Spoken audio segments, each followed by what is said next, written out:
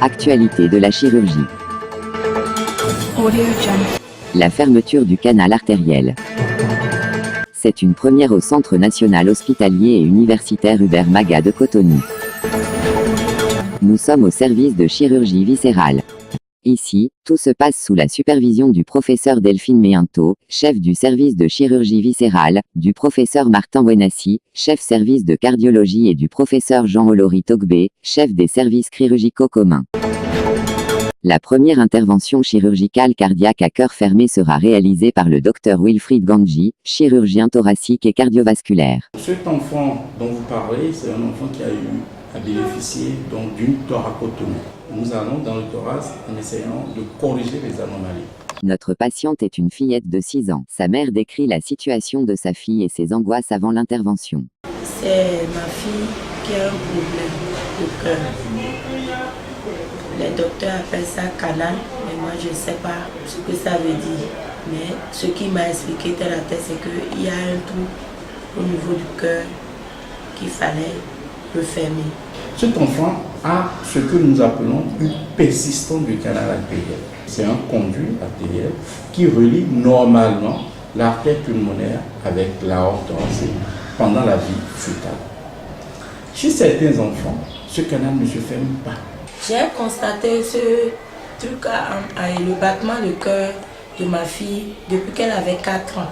J'ai constaté que le battement de son cœur n'était pas normal comparé à ceux de ses frères, quoi. Le docteur Gandji décide de prendre l'enfant au bloc opératoire. L'intervention se fera par thoracotomie postéro-latérale et va durer environ 2 heures. Nous l'avons pris sur le plan chirurgical, nous avons fait une thoracotomie et on lui a fermé le canal. Déjà à la sortie du bloc, ça a changé. On m'avait dit même qu'on allait évacuer ma fille, qui coûte environ 18 millions. Jusqu'à aujourd'hui, je n'atteins même pas 1 million. Mais c'est malheureusement les ONG qui amenaient ces enfants en Suisse, en France, pour pouvoir fermer ces canaux. Aujourd'hui, nous avons la possibilité de fermer ces canaux-là au Bénin. Dire aussi que c'est le premier cas que nous fermons au Bénin, parce que c'est des enfants qui, malheureusement, ne pourraient pas être pris en charge au Bénin. Parce que cette intervention, c'est ce que nous appelons une chirurgie cardiaque à cœur fermé. On va lever le cœur et fermer un trou et remettre. Ça, je ne trouve pas ça possible au Bénin. Je ne savais pas, je ne croyais même pas.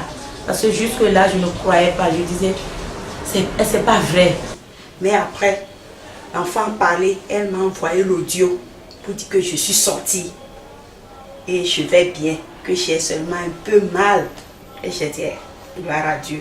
Donc quand je suis revenue, je suis venue la voir et je la vois très bien. Aujourd'hui, je l'ai pris, on s'est promené, on est allé, on a fait des va-et-vient.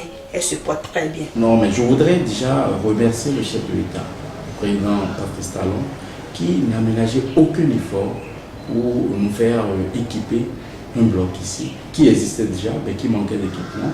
Donc ils ont pu l'équiper. Et nous voudrions aller plus loin par l'achat par exemple d'une circulation extracorporelle, ce qui nous permettrait de faire beaucoup plus d'interventions qui autrefois n'étaient pas faisables au Bénin, qu'on puisse dire comme le Mali, comme la Côte d'Ivoire, comme le Sénégal, qu'aujourd'hui que nous pouvons faire de la chirurgie cardiaque à cœur ouvert. Je remercie le docteur et je lance l'appel à tous les Béninois que on n'a pas besoin de beaucoup d'argent ou bien on n'a pas besoin d'évacuer pour avoir la vie, la santé, que ça se fait chez nous au Bénin, de venir à l'hôpital et on sera sauvé. Merci beaucoup.